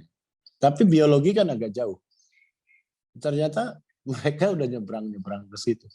Wah, di level itu udah banyak sekali. Jadi gini maksud saya, kalau ilmuwan kita masih terkerangkeng atau tersekat dengan itu, wah itu kuno sekali. Berarti mereka nggak ngikuti perkembangan. Saya bukan mengatakan bahwa mereka harus berlebur-lebur. Ya tidak. Kalau mau menekuni disiplin tertentu, ya silakan saja dan bagus saja. Dan pasti banyak gunanya ya. Sebab kalau generalis semua juga kan nggak ada yang bisa kita dalami secara betul-betul mendalam. Itu penting. Tetapi kalau seperti diangkat tadi isunya, seperti mengeksklusifkan diri, atau juga mengeksklusifkan orang lain gitu. Jadi dia nggak peduli orang lain atau dari disiplin lain, ya itu kan kuno sekali. Nggak bisa dipertahankan. Nah, tapi menurut saya kembali sebetulnya soalnya how to present your ideas. Bisa jadi Bu itu orang-orang yang katanya dari disiplin lain tuh nggak doyan tulisan dari disiplin lain. Karena nulisnya jelek gitu aja. Nulisnya itu nggak enak gitu. Nggak bisa diikuti, membingungkan. Diksinya aneh. Formulasi kalimatnya goyang, nggak jelas. Ya males lah dia bilang di bidang saya aja saya udah pusing gitu. Nanti di bidang lain saya dihadapkan harus baca yang kayak gini, yang jelek begini, ya males lah. Kan mereka terhalang oleh keharusan politically correct. Jadi nggak berani ngomong jelek ngerundel di belakang saja. Sebetulnya yang terjadi kan itu. Kita kan kurang suka berterus terang. Nulis ini jelek, ini gitu loh. Di dalam penulisan itu biasa. Saya kalau jadi redaktur dulu itu suka gitu kalau wartawan. Wartawan ini kadang-kadang bekas ketua senat mahasiswa UGM. Gitu. Ada pernah jadi reporter saya. Saya juga bilangnya sini kamu lain kali kalau nulis pakai bahasa Indonesia. Padahal dia memang nulisnya bahasa Indonesia. Ini nulis apa nggak bisa dipahami kok. Ini hanya cocok untuk keranjang sampah. Nah, keterus terangan begitu saya rasa perlu, walaupun cukup menyakitkan ya. Kalau enggak Anda nggak berubah. Ini para ilmuwan sampai hari ini nggak sadar tuh. Yang saya katakan ini kan nggak ada yang sadar ini. Apalagi kalau udah profesor ini, profesor itu. Dia ngerasa udah hebatnya ya nulisnya bukan main jeleknya. Oke. Siap Bang. Terima kasih Bang. Ibu dan Bapak, saya mendapat sejumlah pertanyaan. Sebagian di antaranya nampaknya nanti juga bisa kalau diperkenankan Prof. Fatul untuk menanggapi karena terkait dengan penelitian dan kelembagaan. Tetapi ada pertanyaan yang ingin saya bacakan dulu dari Ibu Hastuti Satorini. Beliau menyampaikan sebagai berikut, Bang Hamid. Untuk nututi layangan pedot gitu ya. Bagaimana kami yang ngajari mahasiswa menulis dan membangun critical thinking di kalangan mahasiswa ini, metode pembelajaran apa sih yang paling strategis? Itu Anda yang lebih tahu sebetulnya. Kalau yang gitu-gitu saya jangan tanya saya dong. Itu kan biasa soal metodologi pengajaran mungkin, filsafat pendidikan segala ya. Mungkin ini terkait dengan tadi Bang Hamid. Karena tadi misalnya Bang Hamid menyampaikan kadang-kadang kita perlu berterus terang seperti apa sih kualitas tulisan tadi misalnya ini nggak cocok nih harusnya masuk keranjang sampah gitu. Apakah kita perlu sangat berterus terang gitu ya? Apalagi kalau sekarang kan kalau kita lihat Bang Hamid kan ada keterkaitan juga ya. Kesehatan mental tuh menjadi sesuatu yang sangat diperhatikan dan boleh jadi dugaan saya itu pada beberapa hal juga menjadi perhatian agar sistem pendidikan kita juga perlu memperhatikan kesehatan mental dan seterusnya. Tapi di sisi lain saya sepaham dengan Bang Hamid bahwa kita nih harus berterus terang dong kalau ingin menilai sesuatu. Nah, gimana kalau enggak? Kan makanya saya tadi kasih contoh dialognya para Kitri dan Daniel Dakhida itu. Anda bayangkan kalau pakai cara Bantul, pakai cara Kulon Progo nggak bisa jalan tuh. Bagaimana sih Pragitri terang-terangan, panggil tukang sapu. Kamu baca nih tulisan Pak Daniel, ngerti nggak? Orangnya ada di situ. Mereka lagi berdua, tukang sapu lihat panggil, ngerti nggak? Baca sebentar, nggak paham apa-apa. Itu kata si Pragitri. Tulisanmu nggak bisa dimengerti. Bahkan oleh orang seperti saya ya, yang tiap hari baca buku, saya juga ada banyak ganjalan. Karena apalagi orang kebanyakan. Nah, padahal tulisan ini untuk mereka. Kan begitu saja. Tulisan ini bukan buat saya loh. Tulisan ini, buku ini buat orang banyak. Yang kita ambil agregatnya ya, apa namanya, common denominatornya gitu. Let's say lulusan SMP atau anak SMA. Every writer has an address, kata pemenang Nobel Isaac Bashevis-Singer dari Polandia. Nah, semua penulis itu punya tuh target audiens di belakang kepalanya. Dan Anda juga harus punya sebagai penulis. Buat siapa sebetulnya Anda nulis ini kan? Harus jelas tuh, kalau enggak pasti itu berpengaruh pada karakter dan konten tulisan Anda sendiri. Gerambiang nggak karuan kalau di kepala Anda nggak jelas siapa yang Anda tuju. Nah, jadi saya kira yaitu keterus-terangan itu perlu kalau mau berubah. Ya, kalau banyak bapernya ya jangan jadi ilmuwan dong. Jangan jadi akademisi. Ya, akademisi kok baperan. Akademisi itu intinya justru adalah pertukaran gagasan dan sering itu artinya diwarnai dengan adu argumen yang keras. Ya nggak apa-apa. Inilah dunia perguruan tinggi. Kalau Anda nggak siap begitu ya masih banyak profesi lain kan. Kenapa harus jadi dosen? Banyak kok kerjaan lain. Jadi saya kira itu bukan isu mestinya ya. Oke, baik Bang Hamid, terima kasih. Kita punya pertanyaan berikutnya Bang Hamid. Jika minat membaca anak-anak Indonesia rendah karena penulis yang buruk yang membuat anak-anak tidak minat baca, sebagaimana tadi Bang Hamid uraikan, misalnya dugaan itu ya, apa yang menyebabkan penulis-penulis kita itu punya tulisan yang buruk? Dan bagaimana menjadi penulis yang baik itu supaya minat baca anak tinggi, sebagaimana buku-buku di luar negeri yang diborong? Gimana nih pendapat Bang Hamid? Gini, ada apa namanya, ada anjuran umum dari kelas-kelas penulisan di Indonesia ini, ya, yang sangat menyesatkan dalam mengajar penulisan. Ya, ada satu kelompok namanya NAD. Ini biasanya kalangan non-fiksi, kalangan fiksi, ya, cerpenis segala macam. Ada kelompok namanya NAD, singkatan dari nulis aja dulu. Ya, anggotanya membesar, katanya sampai 2.000 beberapa. Itu kan sangat menyesatkan. Gak bisa. Maksudnya itu gini, dari nama itu terkandung pesan terselubung bahwa menulis itu otomatis bisa, atau nanti refinery-nya itu belakangan. Yang penting itu nulis aja dulu.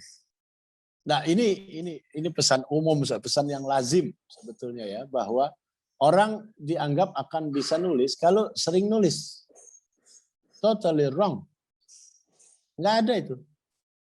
Kalau Anda nulis terus tapi tanpa bekal pengetahuan teoritik tentang apa itu menulis dan bagaimana strategi menyajikan ide, Anda nulis 40 tahun pun hasilnya akan sama saja. Jangan kira saya bercanda.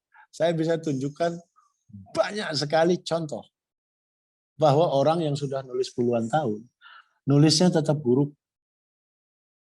Saya tahu pasti karena itu menyangkut beberapa adalah kawan-kawan dekat saya sendiri. Yang saya tahu sejak mahasiswa nulis, dan sampai sekarang tulisannya begitu-gitu aja. Kalau Anda baca misalnya novel-novel ya, cerpen dari pengarang-pengarang yang namanya besar gitu. Orang kayak Putu Wijaya, Ahmad Tohari gitu. Anda bacalah tulisan. Bukunya 40 tahun lalu sama sekarang sama.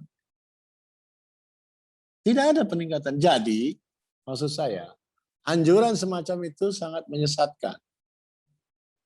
Nulis aja dulu. Pokoknya kamu nulis aja, nanti bisa. Dari mana jalannya? Itu sama sekali tidak akademis dan tidak ilmiah ya. Kan gitu tuh. Nah, kalau dia belajar, tidak berarti kalau dia belajar teori itu otomatis bagus ya. Tidak juga, bukan gitu cara melihatnya. Kan? Tetapi kalau Anda nggak belajar teorinya, sudah pasti Anda jelek. Kalau Anda belajar teorinya, ada harapan tulisan baik. Bukan pasti ya. Bukan sepasti tulisan jelek dalam soal nggak belajar. Nah, jadi yang saya mau katakan adalah, ya mempelajari teorinya itu penting dan itulah kerjaan Anda. Sebagai akademisi, sebagai dosen, salah satu tugas Anda itu, how to present your ideas. Kalau enggak apa? Kan kalau yang nyangkul udah ada petani, kan gitu.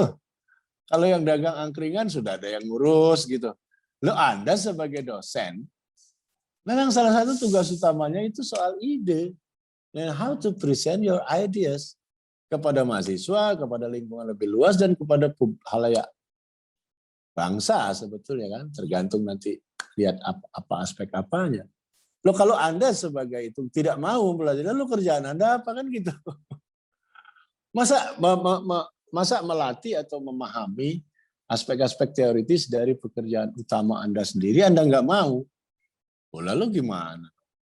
Gimana yang tukang keredok mau bisa nulis, orang yang berkewajiban nulis saja malas belajar. Jadi maksud saya itu nggak bisa nulis doang gitu. Pokoknya just do it, just write it. Terbukti tidak jadi. Udah banyak sekali contohnya, udah beribu-ribu. Nah, coba Anda lihatlah di lingkungan Anda sendiri. Atau Anda misalnya, saya ada dosen senior gitu. Nah, masalahnya kan gini, Bu. Kalau nulis aja, pokoknya nulis rajin terus. Sejak awalnya sudah bagus gitu ya, kan nggak ada problem, Bu. Nggak belajar lagi, Bu. Saya bisa ambil contoh ya. Orang seperti Mas Mahfud MD, itu dari dulu, sejak saya kenal zaman mahasiswa, dan saya pernah satu lembaga sama dia di majalah kampus kan, itu nulisnya cepat sekali, Pak Mahfud itu, dan lancar. Bahasanya itu bersih, dan dia tidak peduli style. Nggak ada masalah. Yang penting gamblang. Anda lihat itu. Mahfud itu dari dulu, 40 tahun lebih sampai sekarang, nulisnya sama, tapi udah bagus, udah clear. Itu ya seperti Pak Amin Rais juga. Dia juga nulisnya gitu, lancar, kalimatnya lancar, jalan. Dan dia nggak pretensius. Tidak mau kelihatan supaya saya ini profesor tata negara yang pintar gitu, Pak Mahfud. Enggak. Dia saja, dia nulis apa yang dia ketahui. Gamblang sekali, dia bisa nulis setengah jam, bisa jadi tulisan artikel yang dimuat di Kompas itu. Bisa setengah jam, 1 jam saja. Kenapa? Karena nggak pretensius. Dari dulu nulisnya kayak gitu, gamblang. Ya mendingan gitu dong. Yang penting kan itu intinya. Oke, Bang. Kalau ya. Baik, karena masih ada beberapa pertanyaan yang juga semakin memantik diskusi kita. Tapi berarti argumen utamanya adalah boleh jadi penulis-penulis kitab buruk itu salah satunya juga karena mereka tidak belajar ya, Bang? Iya, okay. Itu sudah hampir pasti. Oke, baik, Bang. Belajar. Siap, Bang. Jadi itu tantangan kita ini untuk Ibu atau Bapak Dedar. Mudah-mudahan ini menjawab pertanyaannya ya. Oke, baik. Berikutnya ada pertanyaan dari Bapak Suwanto Raharjo. Bagaimana dengan banyak berita yang tanda kutip hanya bersumber dari cuitan media sosial seperti Twitter dan media sosial lain, dan itu dijadikan headline di berita di media massa? Tanggapan Bang Hamid seperti apa nih? Ya itu penyakit lain itu. Sebetulnya itu isu yang udah melebar ya. Itu harga yang menyakitkan yang harus kita bayar. Gini, demokrasi itu Bu, dengan segala keluhurannya. Demokrasi itu otomatis mengorbankan kualitas. Ya, makanya dari dulu, di zaman dulu orang itu nggak suka banget sama demokrasi. Bukan karena mereka jahat atau apa. Orang seperti Plato misalnya dari zaman Yunani kuno, atau mereka yang mengusung khilafah, ya khilafah yang nggak karuan itu dasarnya itu. Jadi bagaimana Anda percaya untuk menyerahkan urusan-urusan besar dan penting kepada siapa saja gitu, kepada orang kebanyakan. Ada benernya dari segitu. Nah, dalam hal ini kan itu juga terjadi pada medsos. Begitu medsos dibuka, maka siapapun merasa punya hal yang berharga untuk disampaikan. Nggak ada sensor, nggak ada batasan, unek-uneknya dilemparin aja semua. Nah, itu harga dari demokrasi. Ini kan bagian dari demokrasi ya, media sosial itu. Nah, kalau soal cuitannya ya tentu nggak benar. Tapi kan itu terkait dengan pasar media, Bung. Jadi misalnya koran-koran ya, koran ini kan semuanya mati dan pasti mati. Tidak bisa tidak. Ya, koran-koran yang sekarang masih hidup cetaknya ya, versi cetaknya sudah pasti mati. Dari luar aja sudah terbaca, kelihatan. Saya orang media nih, saya ngerti nih. Jadi kalau koran misalnya nggak ada iklan, seperti Kompas, gitu ya. Kompas itu dugaan saya pasti mati. Entah setahun lagi, entah 2 tahun lagi, itu soal lain ya. Itu soal kemampuan bertahan. Tetapi secara teoritis, dia sudah tutup, menurut saya.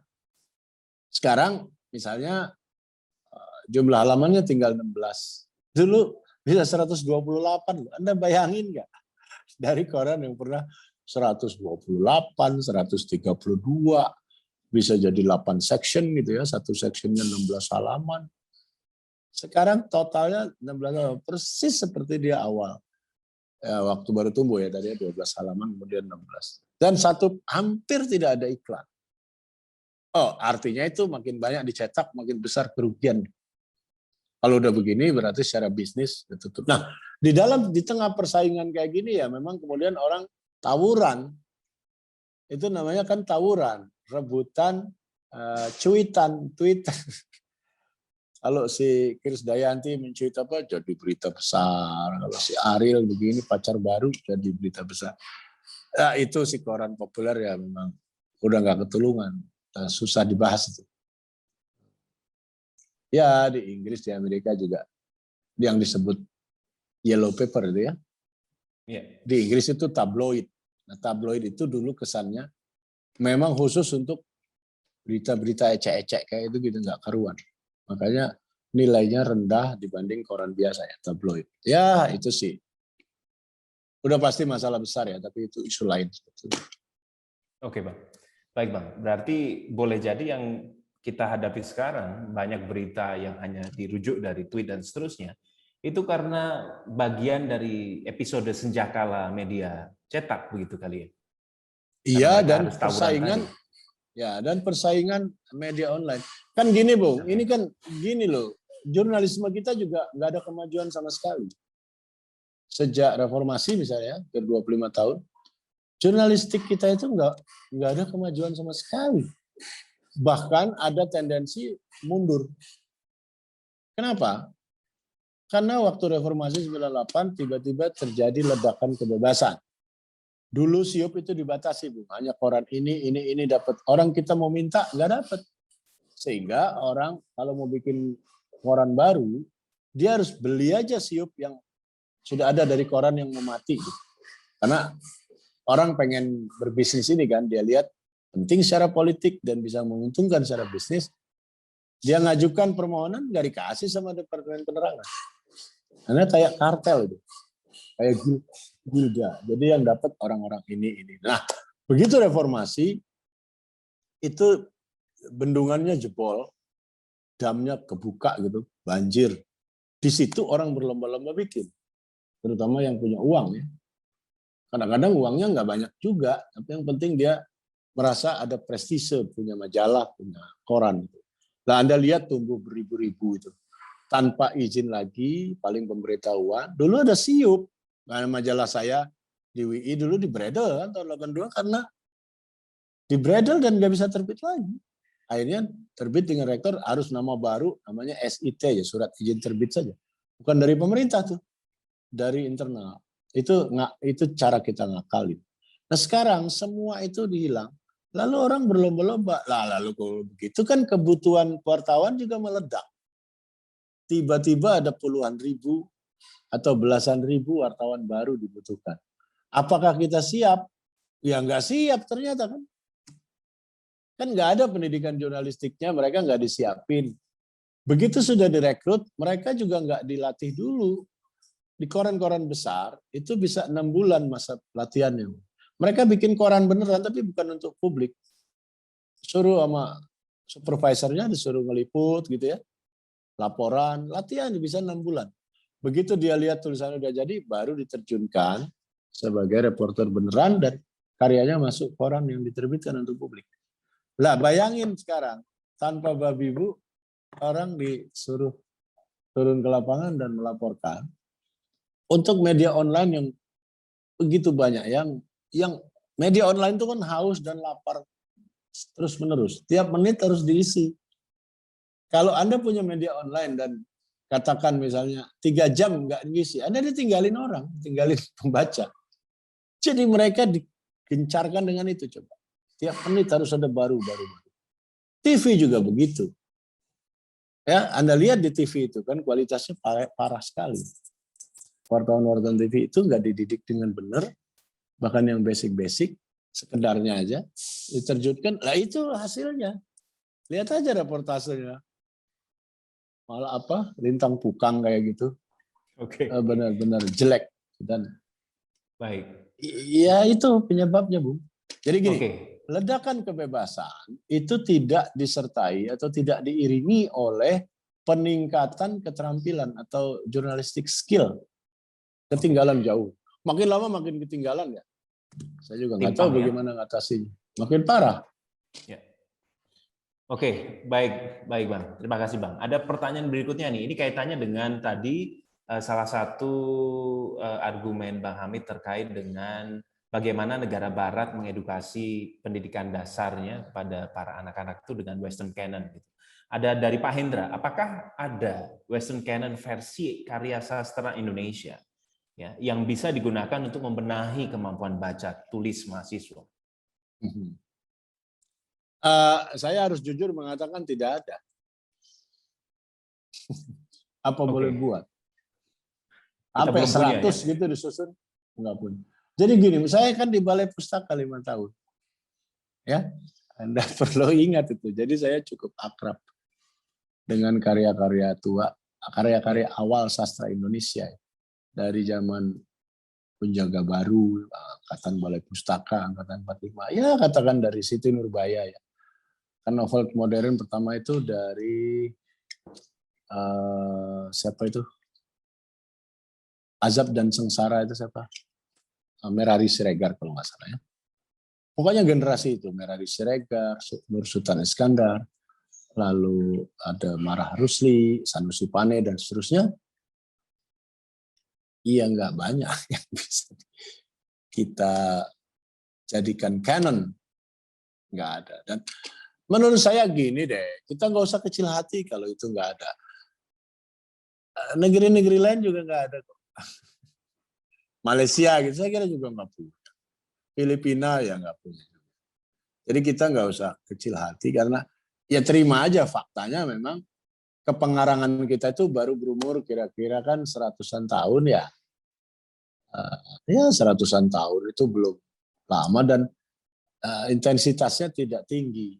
Anda bayangin misalnya sastra barat kalau kita sebut ada 2 aja tokohnya, Cervantes dan Shakespeare. Tahun berapa itu? Abad 15, abad 16. Dan itu dipelihara sampai hari ini. Karena itu Anda lihat misalnya teater di Inggris itu kuat sekali karena dari tradisi Shakespeare. Kalau Anda lihat di Netflix film-film Spanyol itu juga bagus-bagus sekali. Bahasanya aja kita cuma kuat ya karena cepetan. Dan karena ada tradisi Cervantes yang ngarang Don Quixote itu loh, Don Quixote. Jadi kalau dibandingkan dengan itu memang berat. Mereka sudah 400-an tahun dan terus menerus. Gitu. Kita apa boleh buat, tapi kita nggak usah kecil hati karena apa namanya? Ya dibikin aja karya-karya baru lah. Oke. Walaupun karya baru juga ada masalahnya sendiri ya. Oke. Nggak ada. Jadi sebagai latecomer kita perlu untuk membesarkan hati ya, nggak usah kecil hati ya, Bang ya. Iya, Oke, tetap ada harapan kok. Siap. Bang, berikutnya ada pertanyaan dari Ibu Siti Latifah Mubasiro. Jadi, Bang Hamid, tulisan seperti apa sih yang bisa dikatakan bagus dan berkualitas? Apakah idenya yang menarik, provokatif, atau bahkan kontroversial? Atau idenya biasa saja, nggak masalah, yang penting bahasanya yang menentukan? Jadi bahasa atau idenya, Bang? Dua-duanya lah. Dua-duanya lah. Ide yang sebaik apapun kalau Anda sajikan dengan buruk kan nggak jalan. Sama aja Anda makanan sebagus apapun, wadahnya terus asbak gitu. Apa ya enak? Atau asbak terlalu ekstrim, atau dipincu gitu. Misalnya Anda makan rasanya atau apa terus tempatnya pincu, bersih dan sebagainya, tapi kan nggak pantas, nggak enak. Sebaliknya kan sebetulnya makanan yang kurang enak pun itu yang diakalin oleh para restoratur ya. Makanan nggak enak pun disajikannya di tempat yang keren, apalagi fine dine gitu. Wah, itu mungkin lebih menolong. Tapi itu kan tetap ada unsur manipulatifnya ya. Itu berlaku buat kehidupan restoratur, silakan saja. Tapi dalam hal ini kita nggak boleh begitu dong. Ya, dua-duanya harus dua-duanya. Itu dalam sastra disebutnya antara isi dan bentuk. Nah, menurut saya sih isi dan bentuk harus sama. Untuk sastra ya, harus sama kuatnya. Bahkan sebenarnya kalau soal isi itu enggak, gini loh, lebih tepat dikatakan. Kalau soal isi, Anda nggak perlu didiskusikan lagi, sudah harus bagus. Iya dong, ya nggak? Ngapain masih ditanya idenya bagus apa enggak? Loh kalau nggak bagus kan nggak usah ditulis. Jadi kalau udah ditulis artinya diasumsikan tulisannya udah pasti bagus kontennya. Sekarang problem kita kan bagaimana menyajikannya. Lebih baik diskusinya di situ. Sebab kalau kontennya udah pasti, jangan diomongin lagi deh. Itu non isu ya, udah necessarily gitu. Nah, tetapi misalnya kontroversi dan sebagainya itu jangan jadi tujuan. Bahwa tulisan kita mungkin menimbulkan kontroversi itu soal lain. Jadi Anda harus clear ya memilah-milahnya ya. Masa Anda mau mengejar kontroversi? Ya bukan dong. Gitu loh.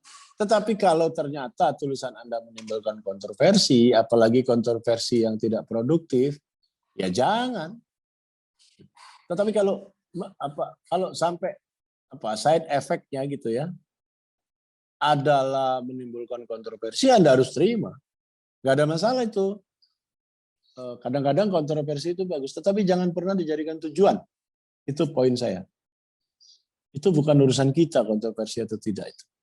Urusan kita adalah menyajikan ide sebaik-baiknya. Oke, jadi kontroversi bukan tujuan dan tidak ada prioritas di antara salah satu itu, ide atau bentuk, semuanya penting ya, Bang ya?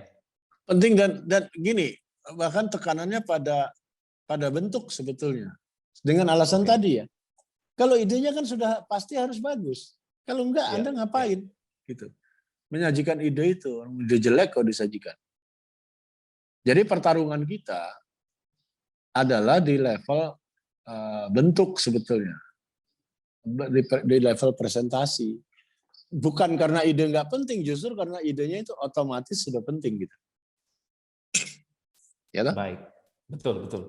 Oke Bang, berikutnya Bang, dari Bapak Hilgendut Hartono. Siang Pak Hamid, menarik sekali diskusinya bagaimana kiat-kiat pemaksaan diri ya untuk dapat menulis dan menulis lagi. Jadi kiat-kiat pemaksaan diri Pak Hamid selama ini untuk menulis itu seperti apa? Karena pemaksaan diri itu perlu kejujuran ide dan untuk dituangkan dalam tulisan bagi orang banyak atau goalnya. Terima kasih dan salam sehat selalu. Gimana ya? Kalau Anda penulis, Anda harus menjadikan penulis itu pekerjaan. Pekerjaan biasa loh. Jangan dilebih-lebihkan ya. Ini lagi masalah penyakit kita. Kalau nulis itu dianggap pekerjaan yang luhur, pekerjaan yang noble, yang lebih tinggi daripada yang lain. Ya, menurut saya enggak. Itu yang justru menyesatkan. Sehingga dengan cara itu, orang kemudian berdalih kalau lagi nggak dapat ide, namanya writer's block. Nggak dapat ide gitu, nggak, moodnya jelek, maka dia nggak nulis.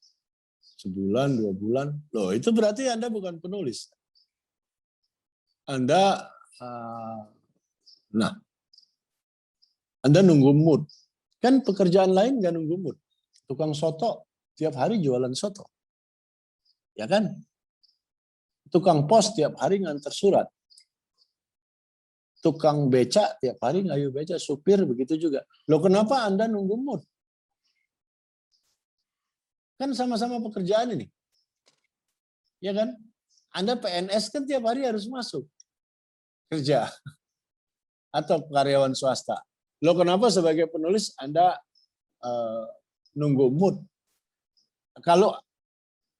Kalau menulis diperlakukan sebagai pekerjaan, dan pekerjaan itu pekerjaan biasa banget, ya mestinya nggak terjadi yang namanya writer's block itu. Kan nggak ada driver's block. Yang nyupir mobil tiap hari nyupir. Anda sebagai writers kok merasa ada writer's block. Itu jadi bukan soal maksa memaksa, ini biasa saja Pak. Seperti kerjaan lain gitu. Sama kan Anda dosen tiap hari ngajar, masa nunggu mood untuk ngajar? Iya nggak? Kan nggak nunggu mood. Orang itu pekerjaan Anda kok, Anda digaji dari situ, Anda dapat nafkah hidup dari situ, masa nunggu mood? Lama-lama nge-mood. Gitu loh. Kira-kira jangan digede-gedein melampaui proporsi lah. Baik. Terus itu pekerjaan. Baik Bang, jadi untuk bisa dalam tanda kutip ya, pemaksaan tadi itu memahami bahwa penulis itu adalah pekerjaan biasa. Ya, pekerjaan biasa dan seperti penggali kubur. Oke. Sama sekali tukang beca dan sebagainya, sama aja pekerjaan. Oke. Jadi memang harus profesional juga ya, tidak tergantung pada mood ya. Baik Bang. Baik, saya lihat untuk pertanyaan, apakah ada ibu bapak yang akan mengajukan pertanyaan secara lisan? Kami silakan untuk bisa resen juga dalam kesempatan ini.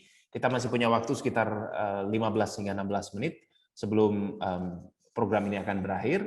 Tetapi pada prinsipnya tadi telah disampaikan beberapa hal yang menarik ya kalau kita pakai bahasa anak sekarang di versi di podcast di YouTube itu isinya daging semua gitu.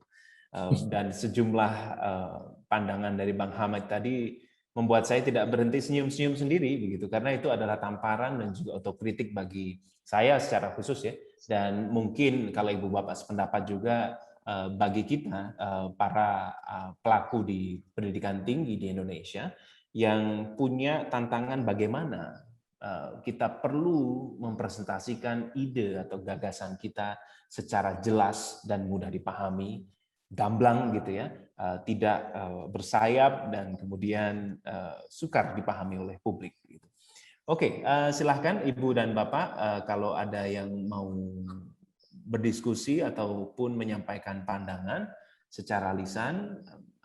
Sebenarnya ada pertanyaan lebih lanjut, Bang Hamid. Dari saya sendiri, kalau kita bicara tadi terkait dengan bagaimana kembali ke critical thinking. Tadi Bang Hamid menyampaikan bahwa critical thinking itu sebenarnya bukan berpikir kritis saja gitu ya, tetapi esensinya adalah dua. Satu, membantah atau sebenarnya mengkonfirmasi dari kebenaran gitu. Nah, bagaimana Bang lembaga pendidikan tinggi di Indonesia perlu memperkenalkan critical thinking ini pada konteks lintas bidang begitu, karena kalau dalam keawaman saya berpikir terkadang critical thinking ini bagi sebagian pihak hanya dipahami untuk sesuatu yang sifatnya diskusi terhadap mungkin teori, apalagi di bidang sosial gitu ya. Tetapi pada ilmu-ilmu terapan critical thinking ini bukan sukar, tetapi kemudian cenderung perlu waktu lebih untuk bisa ditindaklanjuti. Pendapat Anda seperti apa Bang tentang critical thinking ini? Itu saya rasa universal tentang apapun di level apapun, applied science atau theoretical science, sama aja. Kenapa bedanya? Nah, orang yang terbiasa terinternalisasi dengan pola critical thinking sejak lama ya misalnya, itu kan otomatis saja dia bisa bertanya. Gini loh, itu kalau Anda lihat ya, yang antara lain yang paling jelas itu kan pada wartawan. Wartawan pinter maksud saya, bukan wartawan bodoh. Banyak kan wartawan bodoh. Yang pinter itu, coba lihat misalnya di CNN. Ya, Anda lihat misalnya orang kayak Christian Amanpour. Coba apa yang dia bahas. Segala macam dia bahas, climate change, dia bisa. Dia bahas spiritualitas, dia mewawancarai Dalai Lama, Paus, dan sebagainya. Dia ngomong apalagi biografi orang, dia mewawancarai Walter Isaacson yang nulis biografi Einstein dan biografi Steve Jobs, ya muncul semua itu. Terus ngomong proliferasi nuklir, ngomong perjanjian Eropa yang gagal, ngomong perdamaian Timur Tengah yang terancam dan seterusnya.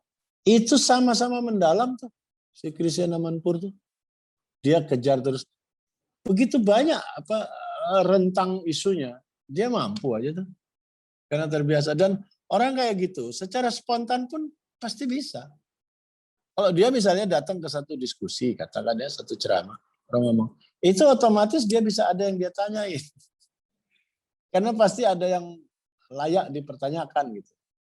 Nah itu kan sudah jadi instinktif. Kalau critical thinking itu terinternalisasi begitu rupa ya dari dulu gitu, dari kecil, lah kan otomatis itu manusia ini kan makhluk pembelajar, otomatis tuh masuk ke kupingnya, dan dalam situasi apapun tentang isu apapun dia akan mampu mengajukan pertanyaan-pertanyaan yang relevan. Ini pertanyaan yang relevan, ini penting. Jadi saya nggak lihat itu perbedaannya. Apa saja lah sebenarnya saya juga bisa pertanyakan segala macam. Segala macam saya bisa, astronomi. Oke, Bang. Kita bisa mengajukan pertanyaan yang relevan. Relevan itu artinya yang meaningful, yang bermakna. Nah itu lagi-lagi kita kembali ke Steven Pinker, dia sangat mengecam itu pernyataan-pernyataan yang meaningless, yang dia mengajarkan supaya ya Anda harus rumuskan dengan jelas supaya meaningful gitu, supaya bisa di answerable. Nah sebenarnya Anda sebetulnya beruntung loh di dalam dunia akademis ini, karena terbiasa berpikir ilmiah ya, dan tiap hari kegiatannya di seputar ilmiah.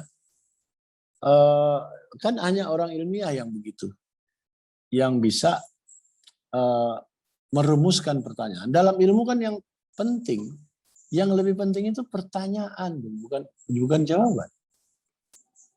Orang bilang pertanyaan, seperti pepatah Jerman bilang, pertanyaan yang baik itu setengah jawaban. Jadi kalau Anda mampu merumuskan pertanyaan itu, otomatis separuh jawabannya sudah terbayang. Tinggal Anda berpikir separuh lagi untuk menjawab secara komplit. Nah makanya pertanyaan yang bermakna itu penting sekali. Nah lagi-lagi kalau kita lihat misalnya di televisi kita, kan pertanyaannya sering ngaco, melantur, nggak bermakna gitu, sehingga dijawabnya susah. Makanya penting sekali merumuskan pertanyaan. Oke, saya jadi teringat salah satu mentor saya mengatakan sebenarnya tidak ada jawaban dalam hidup ini. Yang ada adalah pertanyaan lebih lanjut gitu ya. Iya, dalam satu arti iya kan. Coba, Iya, betapa betul. pentingnya pertanyaan, bukan jawaban. Betul gitu sekali. Karena Oke. Baik Bang, silakan Ibu Bapak, sambil saya menunggu kalau ada pertanyaan lebih lanjut, saya ingin juga menyampaikan bahwa Aptisi Wilayah 5 DIY menyediakan sertifikat elektronik ya bagi Ibu Bapak yang telah berpartisipasi dalam diskusi kita pada hari ini. Silakan Ibu Bapak dapat melakukan klik di dalam chat box di tautan yang telah tersedia di s.id/sertifikat-bincang penulisan. Jadi sekali lagi e-sertifikat akan secara otomatis terkirim ke email Ibu Bapak setelah Ibu Bapak menyelesaikan pengisian formulir elektronik melalui tautan s.id/sertifikat-bincang penulisan. Ibu dan Bapak yang saya hormati,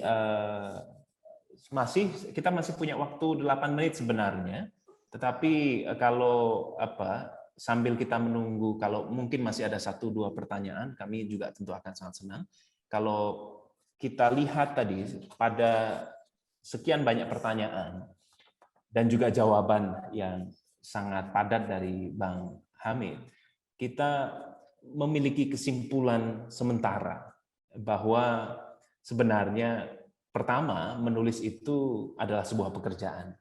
Jadi kita tidak tergantung pada mood, kita tidak bergantung pada faktor-faktor eksternal yang mungkin berpengaruh terhadap kita, melainkan kita harus meningkatkan dan juga tentu mempertahankan komitmen kita sebagai penulis untuk bisa terus produktif.